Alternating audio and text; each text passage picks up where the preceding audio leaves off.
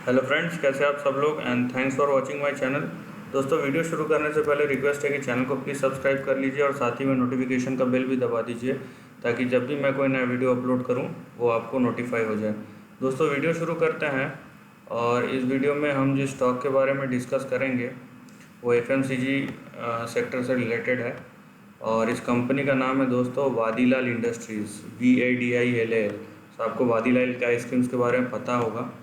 And ये company जो है, इसका शेयर होल्डिंग पैटर्न क्लीन है, रीजनेबल फंडामेंटल्स है और अच्छी बात इसमें यह है कि इनका डेट वैसे तो बहुत ज़्यादा है, मतलब 1 टाइम से ज़्यादा है, लेकिन इन्होंने अपने डेट को कम किया over a period of time. इनका जो डेट टू इक्विटी है वो कम हुआ है, पहले 3 टाइम्स का था, 3 टाइम्स ने इन्होंने 1 टाइम पे लाया है, तो इन्होंने डेट को भी मैनेज किया है। सो यहाँ पे जो आपको पैटर्न दिख रहा है लॉन्ग टर्म में, जो चार्ट पैटर्न दिख रहा है, यहाँ पे कहीं ना कहीं ये इंडिकेशन है कि ये कंसोलिडेशन जो है यहाँ पे इस चार्ट का स्ट्रेंथ बताता है। मेरे हिसाब से तो इस चार्ट का स्ट्रेंथ बताता है। क्यों? क्योंकि इस चार्ट में आपको करेक्शन से ज़्यादा कंसोलिडेशन दिखता है, राइट। करेक्शन एक पार्ट होता है, कंसोलिडेशन एक पार्ट है, और जिन्होंने जिस तरीके से कि अभी के सिचुएशन के हिसाब से भी ये करेक्शन तो हुआ है लेकिन एक कंसोलिडेटेड वे में हुआ है, तो यहाँ पे कहीं ना कहीं ये स्ट्रेंथ बताता है चार्ट का। नाउ यहाँ पे हम देखेंगे कि इसका चार्ट पैटर्न किस तरीके का डेवलप हुआ है। यहाँ पे देखिए, आपका जो सपोर्ट है वो है यहाँ पे अराउंड 400 के आसपास, राइट। आपका जो सपोर्ट है 400 के थोड़ा सा एडजस्ट कर देता हूँ इसको। सो 400 के आसपास है आपका जो सपोर्ट है यहाँ पे नीचे, और ये बहुत इंपॉर्टेंट सपोर्ट, ये टूटना नहीं चाहिए। और ऊपर जो है आपका रेजिस्टेंस है वो आएगा आपका 900, एंड देन उसके बाद जो आएगा आपका वो आएगा यहाँ पे 1180। इसको थोड़ा सा नीचे कर दूंगा तो आपको दिख जाएगा, देखिए, राइट। सो 1180 के आसपास है। सो कोई भी जो नया ट्रेंड शुरू होगा वो 1180 के बाद ही होगा, राइट, क्योंकि ये कंसोलिडेशन पैटर्न और ये 5 साल का कंसोलिडेशन है, याद रखिएगा। सो ये नीचे का लेवल 400 का इम्पोर्टेंट है और ऊपर का 1180 का।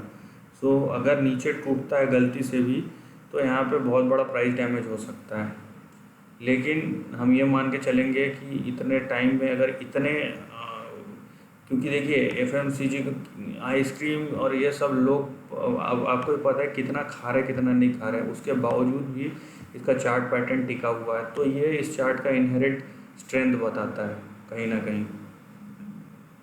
सो हम उसी उम्मीद पे कि ये कंसोलिडेशन पैटर्न है और ये शायद ना गिरे, ये ऊपर की तरफ जाए, उसी उम्मीद पे, उसी को हम हाइपोथेटिकली मानते हुए हम जो है अपना जो भी फोरकास्टिंग है वो करेंगे।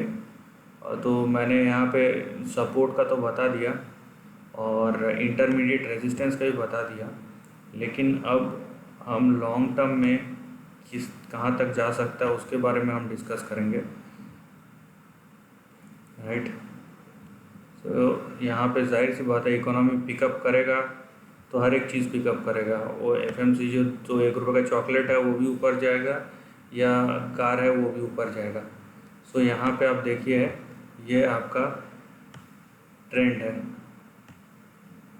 राइट, ये देखिए ये आपका ट्रेंड है। सो यहाँ पे कहीं ना कहीं ये 1180 अगर पार करता है, यहाँ पे देखिए आपको यहाँ पे एक चीज़ जो देखना है कि यहाँ पे देखिए कि यहाँ से यहाँ तक का राइज ये है अराउंड 630, लेकिन ये यहाँ तक गया था, तो 1000% का राइज है यहाँ पे।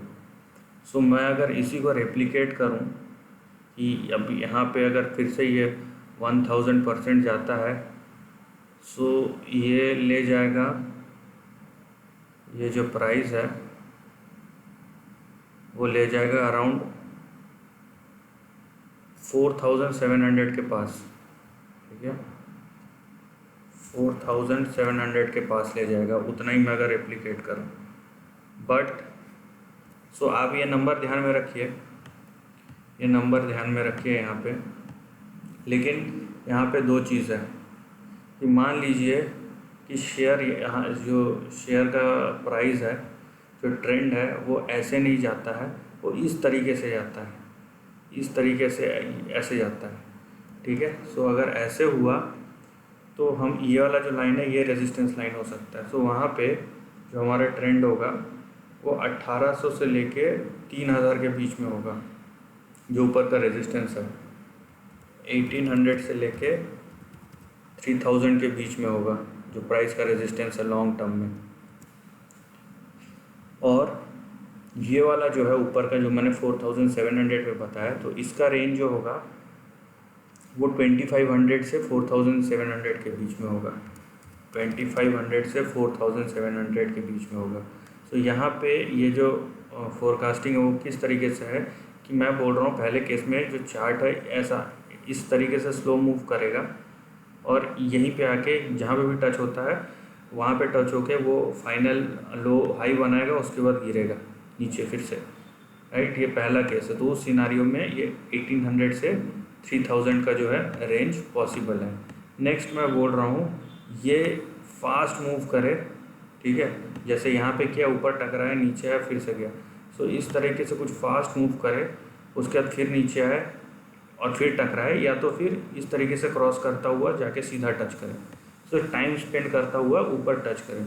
सो उस सिनारियो में ये 2500 से 4700 के बीच का जो है टारगेट लॉन्ग टर्म में या रेजिस्टेंस जो है लॉन्ग टर्म में होगा।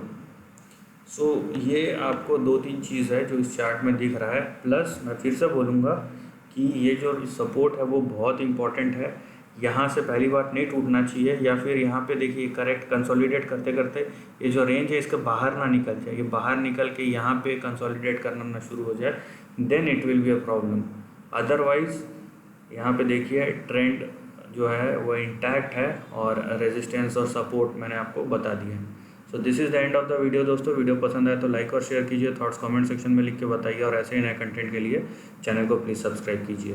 Lastly, take care of your family and friends.